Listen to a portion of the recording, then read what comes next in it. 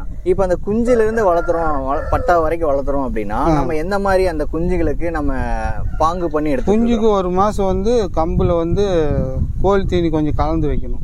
ஒரு மாதம் வரைக்கும்? ஆமாம். சரி சரி. தனியாக ஒரு கூண்டில் போட்டு வச்சிடணும். சரி. கோழியும் குஞ்சையும் ஒரு மாதம் ஆகி வெளியே எடுத்து விட்டுலாம்.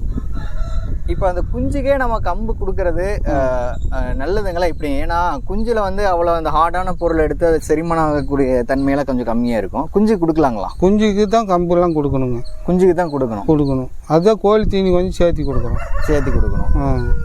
ஏன்னா பொதுவாக பார்த்தீங்கன்னா இந்த பட்டாக்கள் ரெடி ஆகிற டைமில் தான் அந்த கம்பு கொடுப்போம். நீங்கள் அந்த குஞ்சுக்கு கொடுக்கலாம் அப்படிங்கிற? குஞ்சுக்கு கொடுக்கலாம்.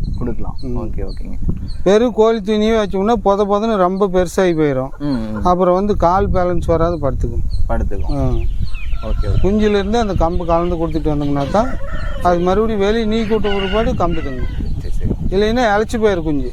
இழைச்சி அப்படியே வத்தல செத்து போயிடும்.